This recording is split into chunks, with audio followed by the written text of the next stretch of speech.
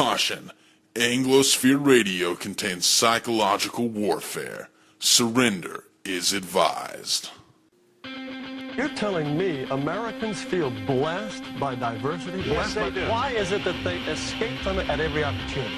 One British politician today talks about British power and British glory. They're ashamed to be British. They're ashamed to be English. They're ashamed to be white. Ashamed of these flags up here and behind me. Well, we're not ashamed. Why are we allowing out of control degenerate congressmen to decide for us how our nation will look 30 years from now? I don't want to press one for English. I want to press one to have them deported. Welcome to Anglosphere Radio. I'm your co-host, TJ. And I'm John. Today on Anglosphere Radio, we're going to be talking about a variety of topics. Most notably, since it is Veterans Day week, we'll be discussing America and the Anglosphere's most significant wars and their recent history, as well as other various news topics. So, Sean, let's start with the American War for Independence from the British Empire. All right, now, when we talk about these wars, we're going to be trying to analyze them from two perspectives. One being whether or not it was a good idea from the perspective of what people knew at the time. And then secondly, in retrospect, knowing what we know now, whether or not it was a good idea. And in the case of the American War of Independence, I think that you and I both agree that there's a significant difference between those two things. That the American War for Independence was probably not the best idea, given what they knew at the time, but in retrospect, probably was a good idea.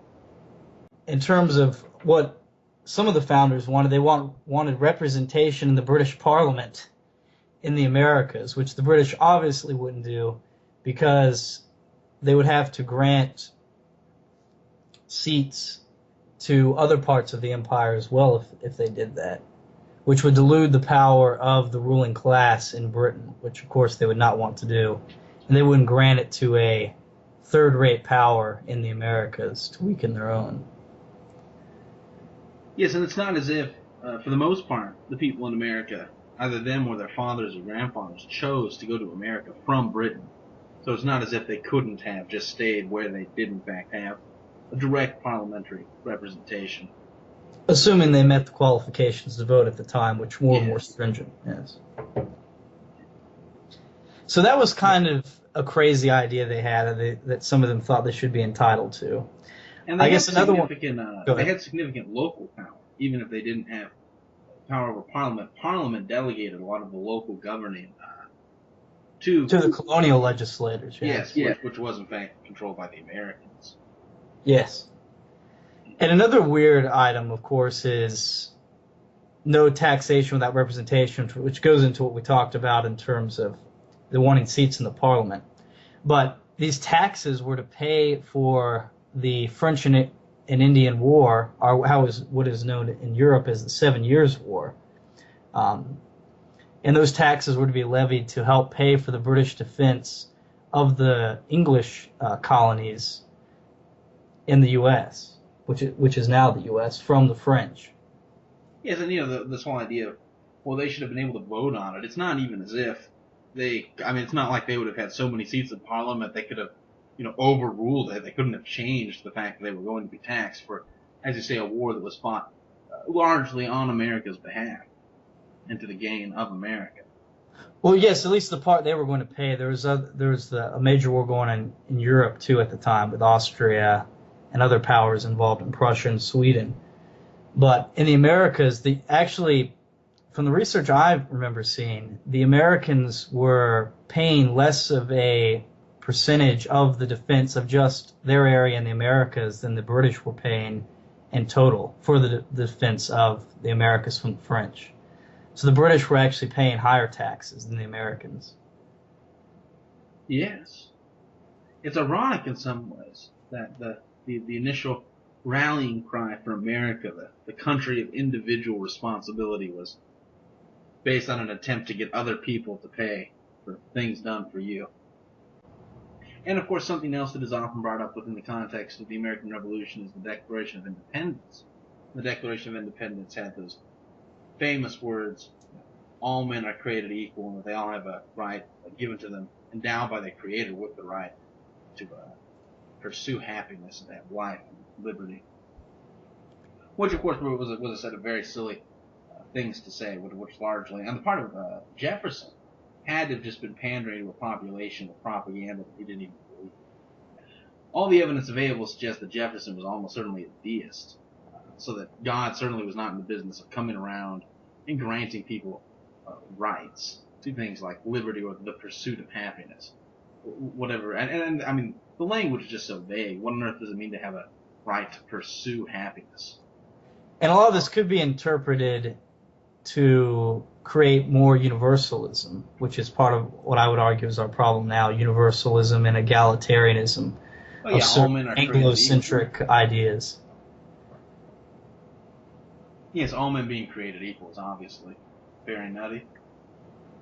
And people will say, today I think a lot of conservatives will read that and say, well, he didn't mean that everyone was literally the same, obviously, but he just meant that they should all be granted equal rights to life, liberty, and the pursuit of happiness.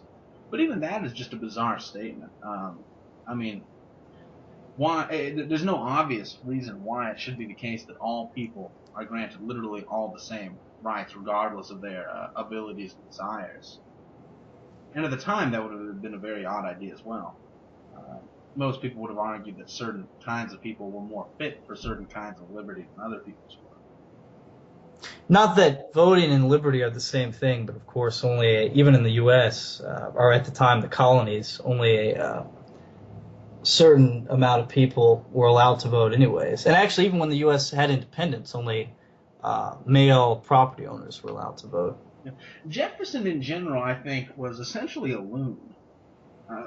People today, I don't think, don't appreciate it well enough, but Jefferson talked about how he wanted America to stay agrarian. He didn't want the industrialization seen in Britain. He wanted us to be a bunch of farmers. He talked about how the evils of capitalism seen in Europe were worse than, he'd prefer to live as the Native Americans did. And he has that totally insane quote about how every generation we need to spill blood in a revolution for liberty. Where, like, the tree of liberty must be watered with blood every generation. Some totally insane comment about violent revolutions. The conservatives read today, and for some reason their brains just shut down. They don't realize what's being said.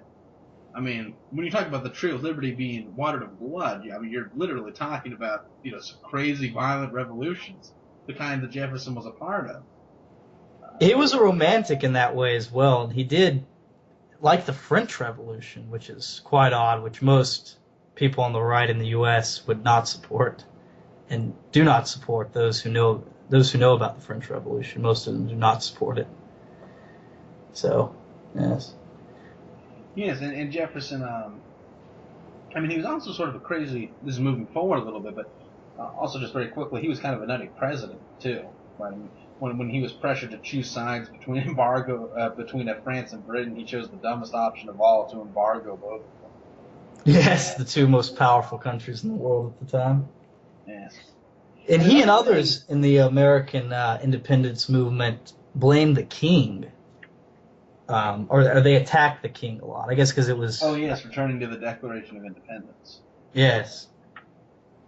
When it was really the Parliament who passed the laws that increased taxation for the colonists. It wasn't the king at all.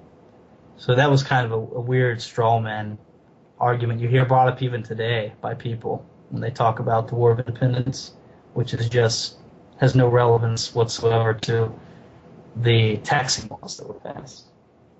Yes, and once it was the case that we'd done the revolution, we'd seceded from Britain, we were our own country.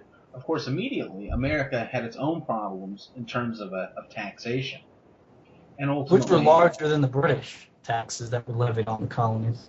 Yes, that's right. They ended up being taxed more, and unlike when the Americans refused to pay taxes under Britain, when the Americans refused to pay the taxes under Washington, the Whiskey Rebellion, Washington just came in and shot them.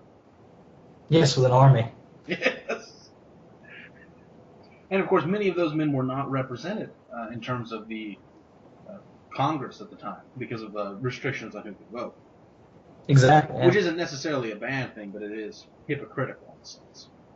And another thing to say about the revolution concerns the Constitution, and I think it seems to me like a bad idea the way the Constitution was set up with the great division of powers that separates it from other government frameworks of the time, which allowed the legislator to be controlled by a different political party than the executive branch. And it seems to me that kind of division can lead to very ineffective government. Not government that governs badly necessarily, just government that doesn't do shit.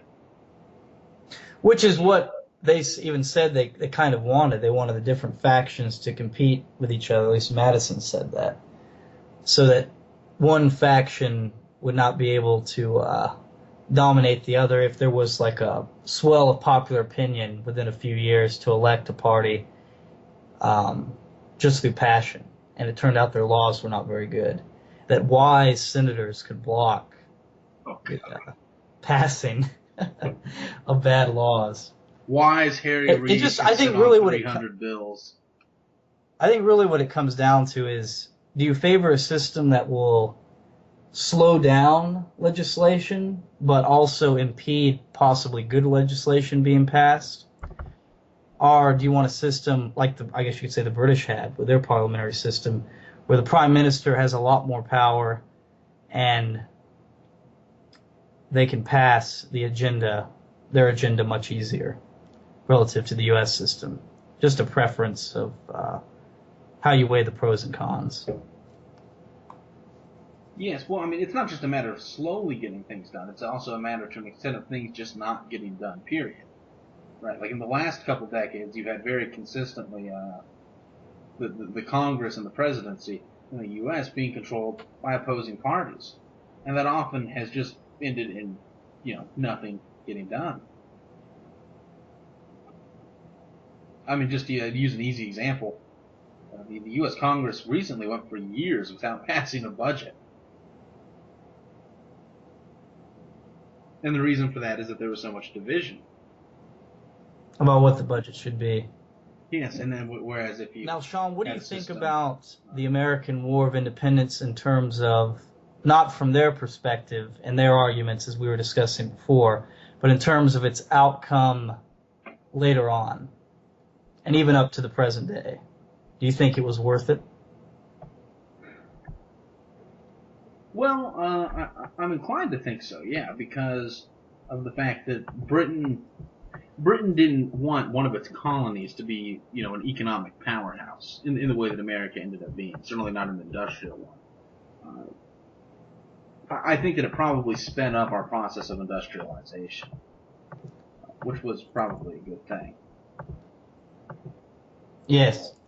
And also, the British, after the cost of the French and Indian Wars, it was referred to in the colonies, they passed a proclamation of 1763 where they would not guarantee it, even disallowed colonists to move farther westward to be under the protection of the crown. Yeah, but I think they probably would have folded on that eventually, though it would have taken longer. Yeah, the westward expansion. Although, an ironic thing, of course, about the westward expansion of the United States was that it was entirely unconstitutional, in large part. That Jefferson, when making the Louisiana Purchase, freely admitted that, well, this isn't constitutional, but I think it's a good idea, so I'm just going to do it anyway. But today, conservatives sort of have this idea that, the founders and the initial presidents were these very hardline constitutionalists that never violated it, when in fact, the Constitution, presidents, when they thought it was a good idea. Or the Alien and Sedition Acts by John Adams, of course, another example. But it seems that with the American War of Independence, it did help at least to speed up the process of Anglicizing the American continent, which is a good thing. Yes, that's probably true. And you can talk about it moving into later years. It becomes very speculative, of course, the further into the future you get. Because I've talked to people before who say, well, if America didn't leave Britain, and suddenly Britain has, if you fast forward to the 20th century, has a much larger empire in terms of power, And then you can argue, therefore, maybe the world wars wouldn't have happened or something. But it gets into a level of speculation. Well, yeah, how many immigrants would actually come over from Europe if it was still under the British Empire and immigrate to the colonies? How many would be allowed to? Yeah. Yeah, yes. So the U.S., not only, like you said, it would probably be less of an economic power because the British wouldn't allow it. They wanted us to be like early Canada and Australia, where we produced raw materials for the British industry to use to build things, basically, with a British mercantilist system. So we would be less of an economic power. We'd probably have less Western European immigration, which is where most people came from early on, which would probably not have been a good thing.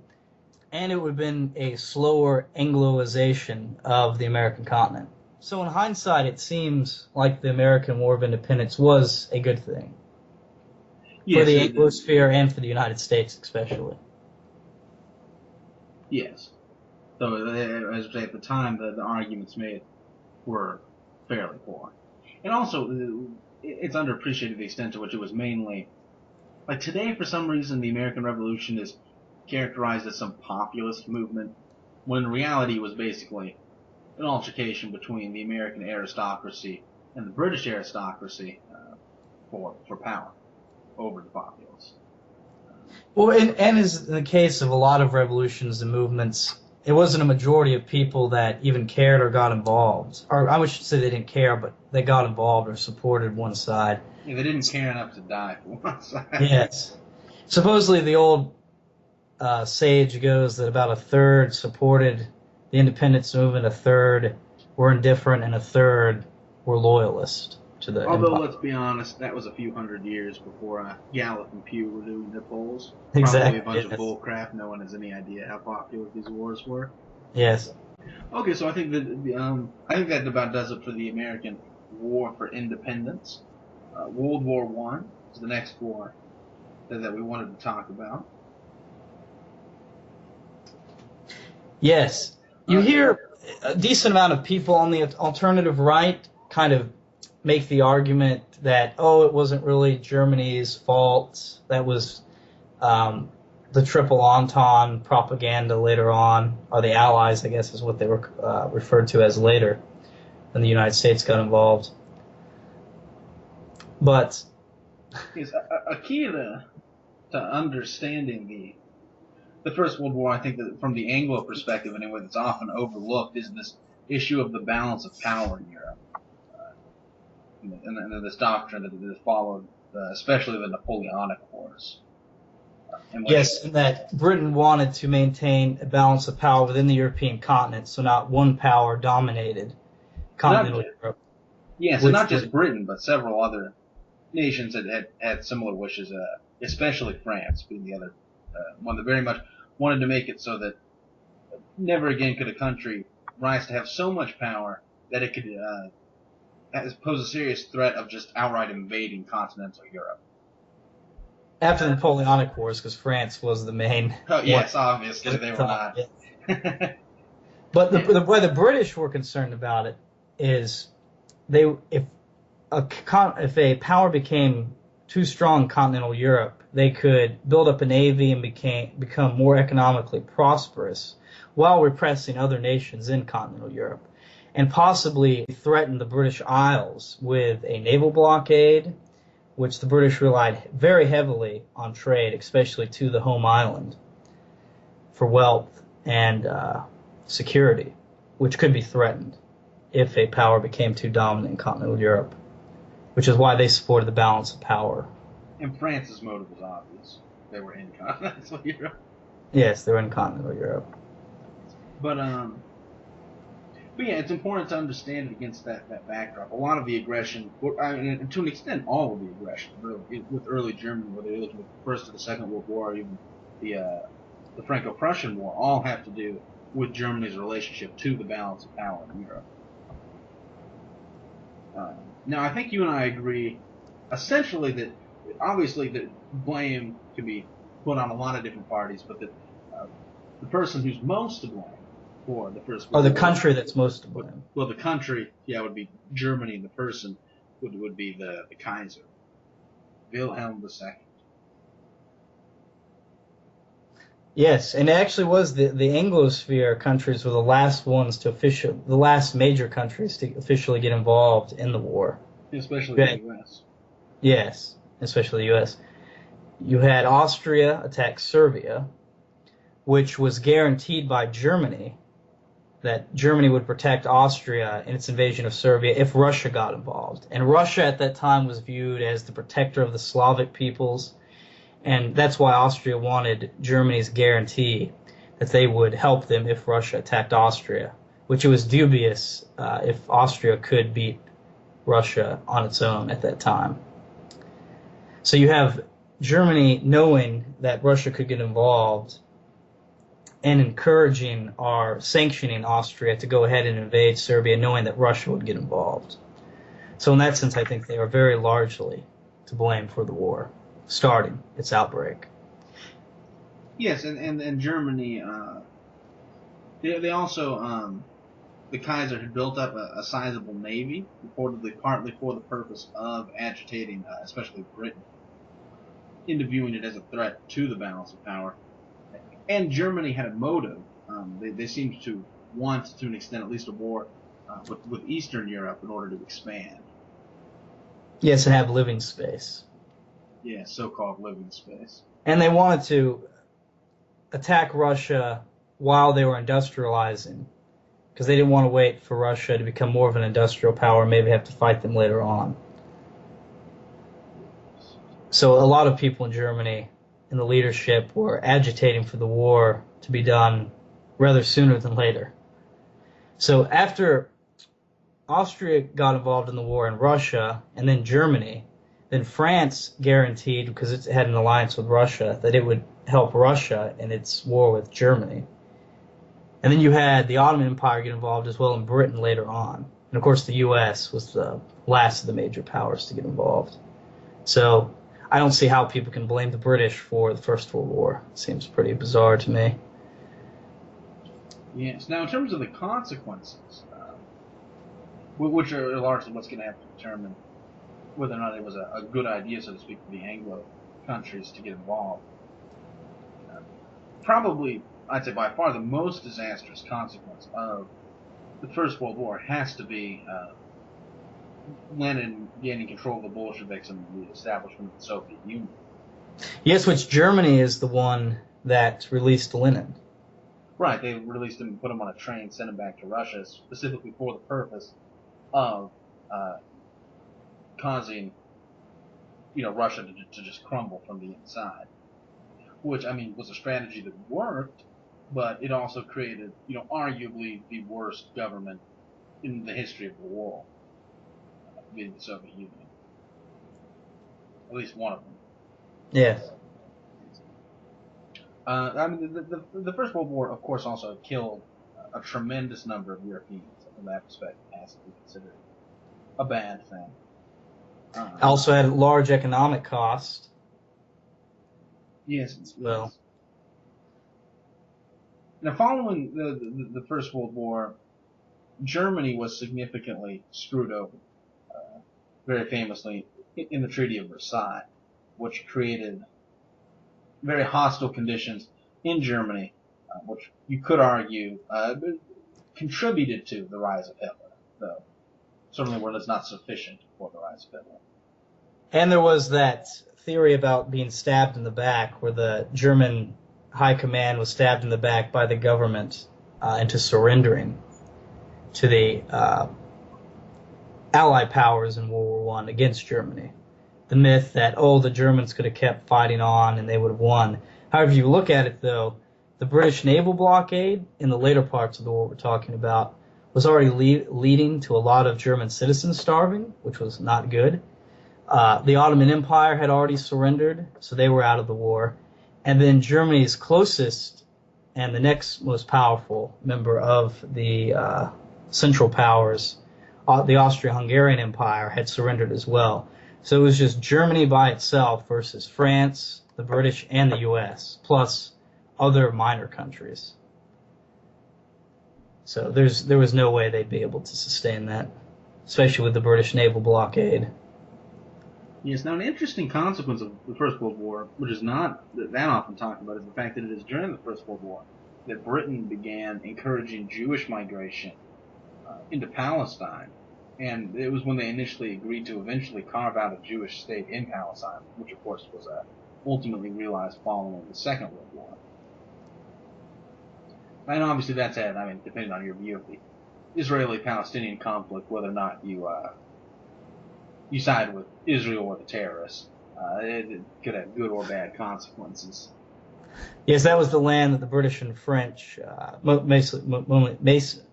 mainly the British, got from the Ottoman Empire after the First World War,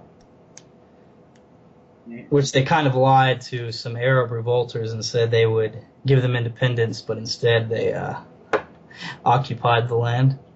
It's always interesting. It's always interesting to me that these far right people will often talk about Palestine owning that land, which is very bizarre because, of course, Britain owned that land. They got it through the First World War, and in general, these are the kinds of people that are very accepting of empires.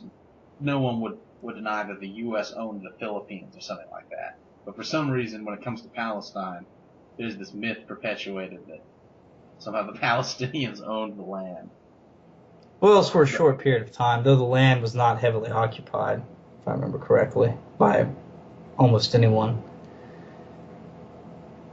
Certainly not as heavily occupied as it became after the migration. Yes. But yes, I'm just saying that it was. I mean, this is a little off topic, but in the origins of the Israeli-Palestinian conflict, it was Britain's decision who to give that land to, not the Palestinians that lived there. I mean, there were Jews that lived there too, but anyway.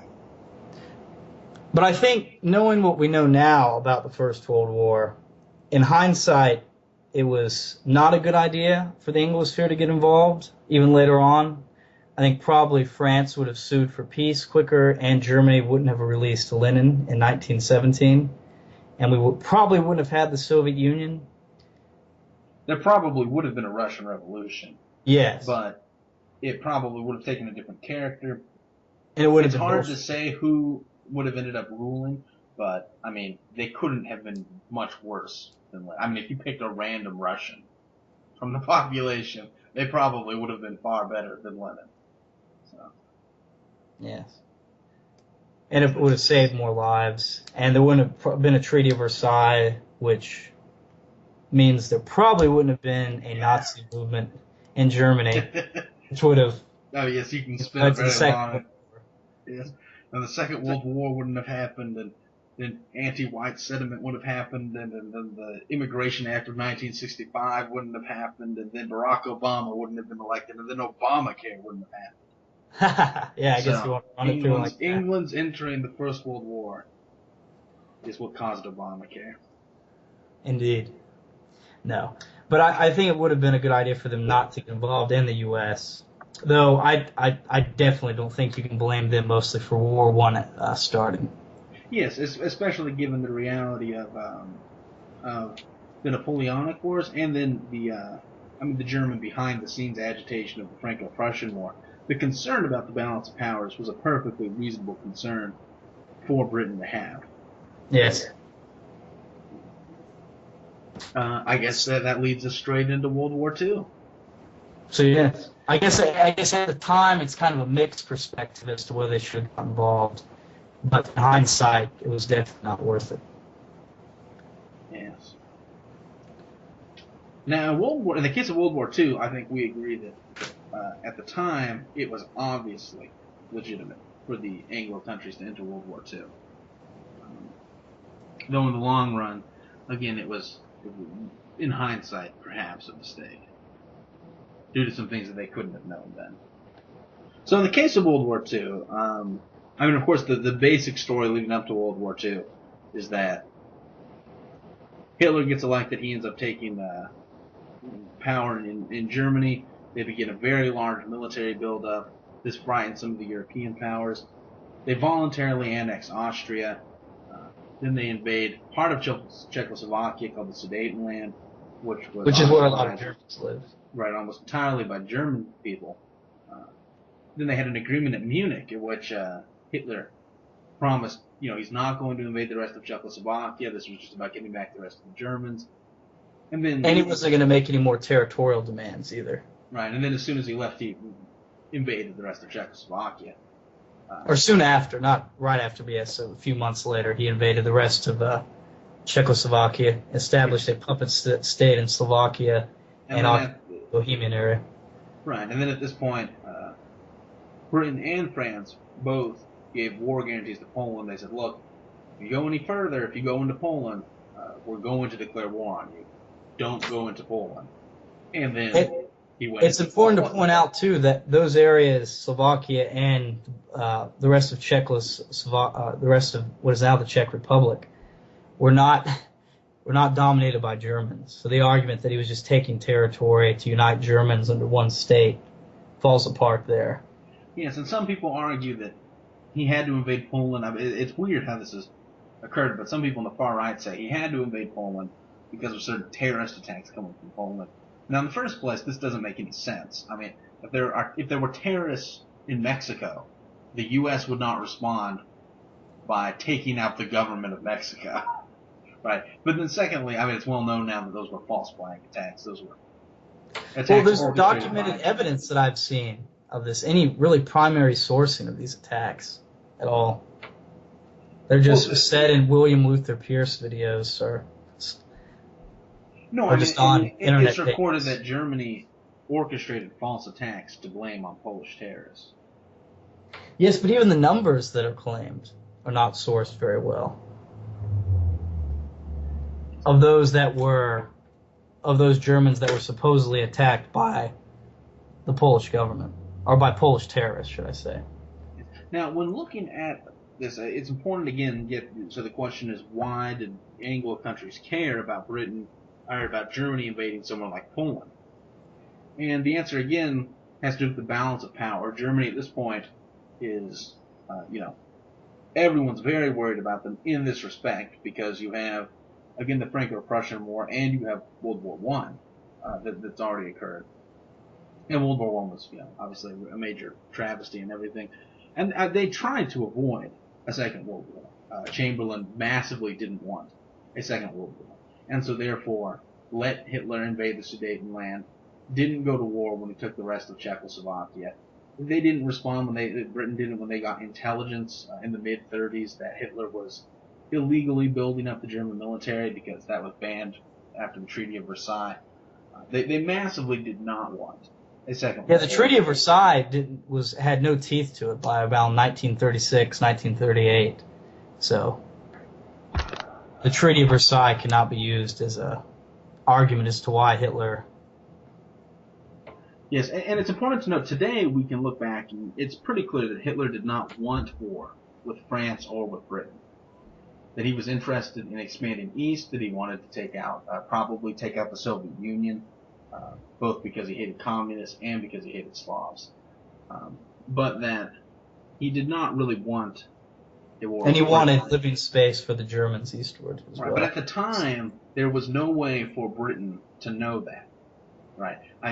He could say it. He also said that he wouldn't invade the rest of Czechoslovakia. Right? But what Britain knew about this guy at that time was that he had built up a very large army, that he was trying to invade various countries that he was promising not to invade, and that he came from a country that had a history of starting huge, very large-scale wars involving all of Europe. So that from the perspective they had at the time, it wasn't at all clear that that was the case. And people will say Hitler offered peace terms at various points. And that's true, but his peace terms were, hey, look, if you let me invade the rest of Europe, I'll go to be at peace with you. But of course, what's Britain's fear? The fear is, all right, he's going to take out the rest of Europe, and then what is he going to do? Or create satellite states that pretty much obey him, such as Hungary and Romania, which he denounced. Yes, exactly. Also, France and Britain didn't attack Germany whenever they occupied the Rhineland, which was a provocation against the Treaty of Versailles. Oh, another argument I hear people say a lot, well, if Britain was so concerned about the balance of power in Europe and not invading nation states within continental Europe, why didn't they declare war on the Soviet Union after they attacked Poland or Finland or the Baltic states? You have to remember at that time, Germany was seen to be a bigger military threat. The Soviet Union had done the purge of its officers, which the Soviet military at the time was viewed as a third-rate military. And also the Soviet Union had not invaded any countries under Stalin by the time that Hitler had annexed Austria by canceling the elections, or actually invading before the elections were to take place to decide if Austria wanted to join the Third Reich. And by the time Germany had invaded the Sudetenland and the rest of Czechoslovakia. And at the time, and Hitler invaded Poland before the Soviet Union made a joint agreement with Hitler after France and Britain said they did not want to go to war with Hitler over Czechoslovakia. Stalin then looked to his own defense and made a non-aggression pact with Hitler, which Hitler agreed to, which actually gave the Soviet Union its sphere of influence in Finland. So kind of gave the German acceptance and approval of the Soviet Union invading Finland. So by the time the Soviet Union had made its first invasion of a country, Poland, Germany had invaded Austria, Czechoslovakia, and Poland.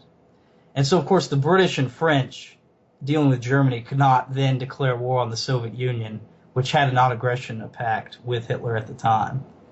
They'd have no chance of winning. So and it's also important to emphasize the difference in strengths of the two militaries, because in the case of the Russian military, they only had one thing going for them, and that is that a ridiculous number of people lived in Russia. The population size of their army was ginormous. Germany, on the other hand, didn't have nearly as large of an army, but they had a very technologically advanced army. Now, this is important from Britain's perspective, because 20 million Russian soldiers cannot walk to Britain. Right? They were separated, obviously, by a good deal of ocean. And Russia did not pose any serious threat to the British Isles. They were just too technologically backward to do anything like that. Germany, on the other hand, was much more technologically advanced. And another thing to consider is the fact that unlike Germany, Russia had tension in the east as well. They were being kept in check to some extent, especially by the Japanese. And one other thing to consider, one last thing, is that it's not at all the same to say, invade Germany and invade Russia. These are two in different places in the map, for one thing, and they're vastly different size, and the climate is very different. Invading Russia would have been much more difficult than invading Germany was, just from a tactical standpoint for the British. Yes. For one thing, except for with the exception of Leningrad, right, the British Navy, how much help is it going to be, at Moscow? None. Also, I've even heard the argument, some say that, Nazi Germany was protecting Europe from communism and the Soviet Union by invading other governments in Europe. But if you look at it, Poland was a right-wing autocratic government. It was not communist. We're talking about in the late 30s. Czechoslovakia was a socially conservative, democratically elected regime. It was not communist. Austria was not communist. In fact, its leader was an autocrat to maybe a fascist, depending on how you defined it. Italy, of course, was run by Mussolini, who was anti-communist. Romania was a right-wing autocratic regime. So was Bulgaria. So was Yugoslavia, and so was Greece. So there was not even any left-wing governments in Eastern Europe, much less communist ones. So that argument, I think, falls flat on its face. And besides, I mean, even if they had saved the country from communism, they would have installed Nazism in its place. Oh, they could have formed just a mutual defense pact if they were worried about the Soviet Union invading. You know, Nazi Germany will defend Poland. Yes, Germany is no stranger to guaranteeing that they will defend countries against Russian aggression. Yes. Which they actually had with Finland, but which they gave up once they made that non-aggression pact with the Soviet Union. But I guess if we look at the consequences after the war, of course, it bankrupted the British Empire, basically. It led to the rise of the Soviet Union and the Soviet Union. The Soviet Union dominated half of Europe, which is not good. Yes, and to say something more about the egalitarianism thing, we don't want to brush over that too quickly. That the fall of Nazi Germany became associated with certain racial ideas, and that this made racialist thinking in general tremendously, relatively unpopular. Now, in a way, this is bizarre. Hitler is remembered today as a white nationalist by many people, when in fact, of course, almost everyone that the Nazis killed were white. Right? Slavs are white. Obviously, so are people from France and Britain. And the Netherlands and Belgium. Yes. Yes. Now, regardless of what you think about white nationalism, what the fuck was that? Well, no, I mean, he invaded the Netherlands and Belgium, which were neutral, Western white countries at the time. Yes, so that Hitler was not a white nationalist, but he was portrayed as one, and as a result of that, you had a massive decrease in popularity in racialist thinking and a rise in egalitarianism. Yeah, but Hitler is mainly to blame for starting World War II, but even with that, the Anglosphere and France should not have guaranteed Poland and just let Nazi Germany and the Soviet Union duke it out. I'll also say, though, that to present another counterfactual, the other option, which I think would have been far better than what we actually did, was to take Nazi Germany out and then turn around and take the Soviet Union out. And of course, Patton wanted to do that. Yes. But that arguably could have been the best option. But obviously, it's not what we ended up doing. And I mean, it's somewhat understandable. The West was not in good shape following the Second World War, but neither was Russia. So.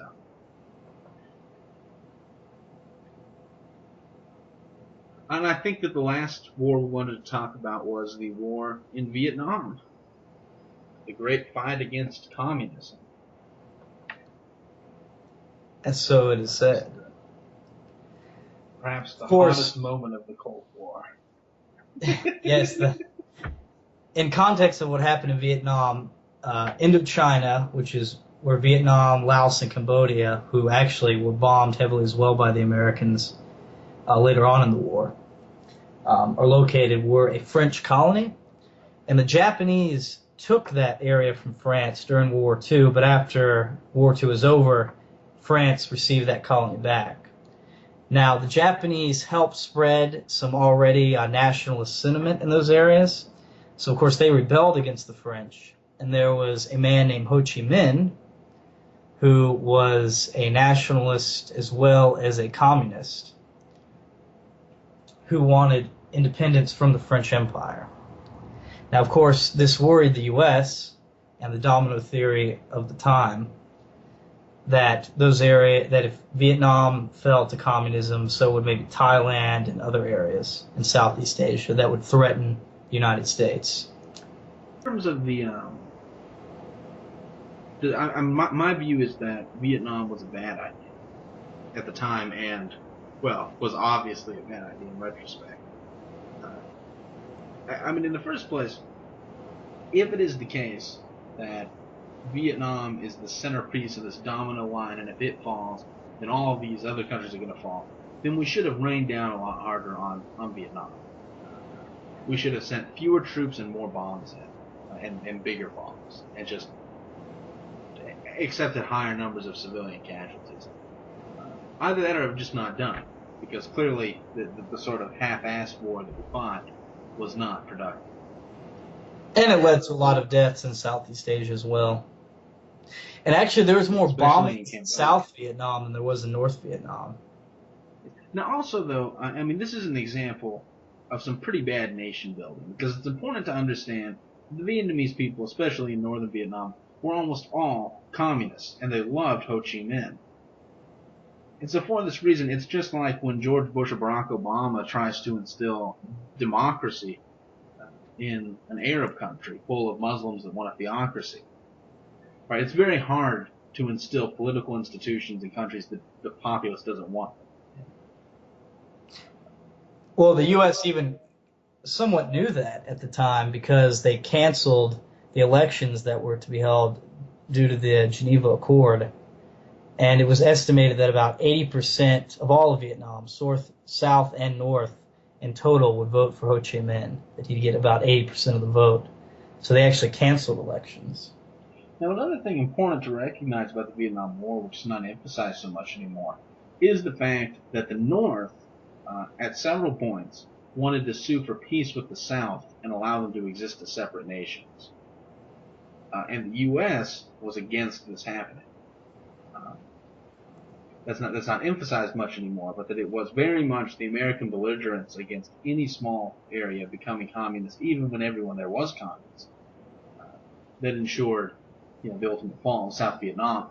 And in fact, this came through most unpleasantly in 1968, when the South Vietnamese were considering accepting peace terms with the North Vietnamese, and an aide for Richard Nixon flew in to South Vietnam and assured them that they should not accept peace, and that Nixon would basically view them much more favorably and help them out a lot more if they didn't accept peace right then and there. And the reason for this happening was that Nixon was the anti-war candidate. If the war ended before Johnson's term ended, well, then the anti-war people, no one would be voting based on who was going to end the war, because the war was already over. So it's ironic that the anti-war candidate, in order to get the anti-war vote, purposefully prolonged the war.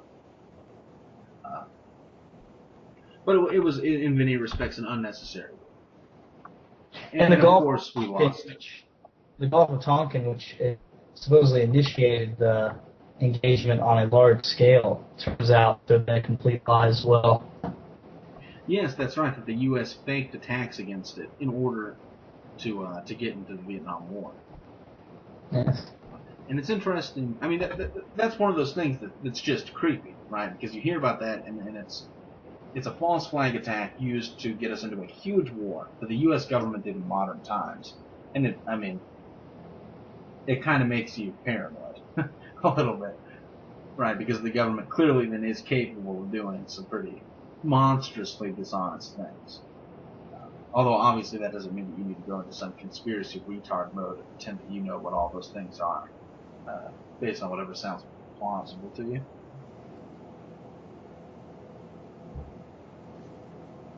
But yes, the Gulf of Tonkin is a rather disturbing incident in American history. And later on, after the war, after we pulled out, we had most favored nation trade with Vietnam, and they did reforms on their own, which made them less communist. So. Yes. Now, in terms of the consequences of Vietnam, now, firstly, obviously, America lost a major war. That doesn't make us look very good. We tried to deny it and say, no, we didn't lose. We just pulled out.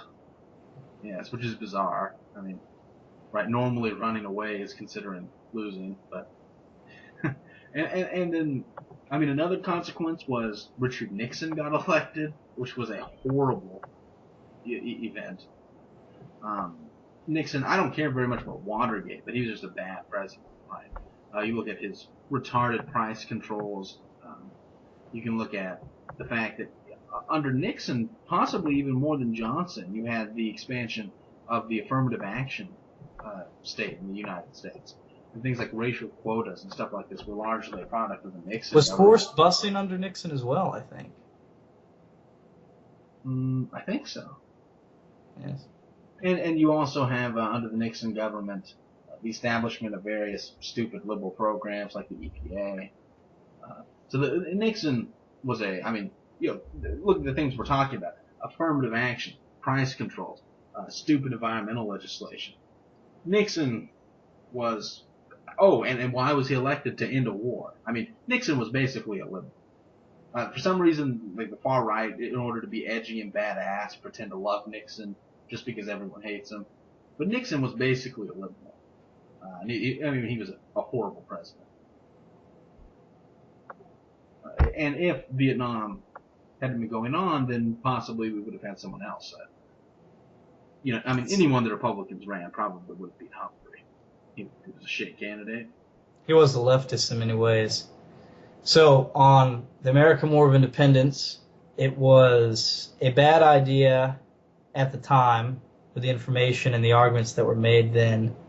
Though in hindsight, it turned out to be a good thing for the United States, or the colonies at the time, and the Anglosphere in general.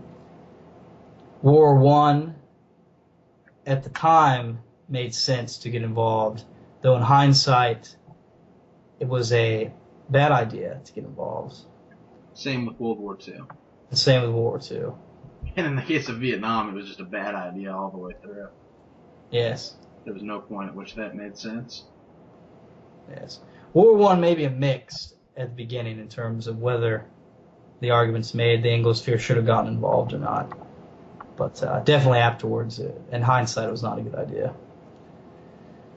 All right, but yeah, some stuff real quick about the veterans themselves. Today, in America, there's a lot of veteran. I think that people perhaps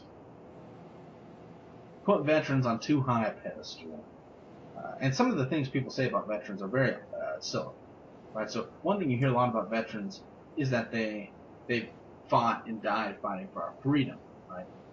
Now, that's arguable in a lot of cases, but certainly if you're a veteran, under 50, you almost definitely did not die fighting for an American's freedom, or fought for an American's freedom. In the sense that none of the wars that have occurred in the last 30 years have had a profound effect on American freedom. Vietnam didn't. We lost. Right. Certainly, and even if we'd won, there's no evidence that would have made a significant impact on American freedom. Certainly the Gulf War didn't. Certainly the Iraqi War didn't. The war in Afghanistan didn't. Certainly any of the various other.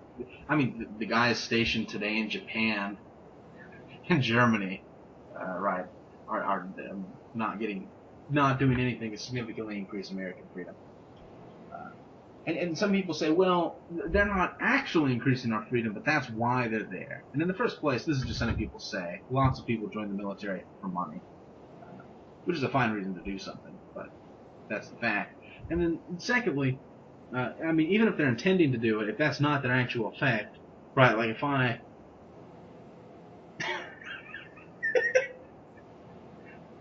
I intend to make you a sandwich, but instead I hit you in the face with a hammer, you wouldn't then thank me for intent. Don't say that. Don't. That's enough. That's enough. You've done it. Perhaps if people care about the veterans a lot, though, they actually are discriminated against in employment because they usually have more mental problems on average than other people do because of their exposure to the types of conflict they're involved with. Partly, I think also that the military perhaps teaches people to be very irresponsible and not able to lead a successful life in a lot of ways. Right, so what are you supposed to be doing when you're between the ages of 18 and 24? You're supposed to be learning how to go out, and your parents aren't there to tell you to get up in the morning. No one's making you go to class. No one's making you go to work. You have to make all these decisions for yourself on what you're going to do each day. You have to plan your own life. It's about learning how to take personal responsibility in the sense of making yourself do the things you need to do and deciding what exactly those things are. Now, none of that happens in the military. If you join the military when you're 18, then, someone even scarier than your parents are there to tell you to get up every day and to tell you exactly what to do every day. And you don't have to develop any low time preference, right? Part of being a responsible person is realizing and coming to terms with doing stuff now which doesn't have any repercussions, for months or years. But in the military, if you do the wrong thing, you have immediate repercussions. You're punished normally that day. Right? So that I think that actually joining the military might retard the basic growth of emotional maturity of people.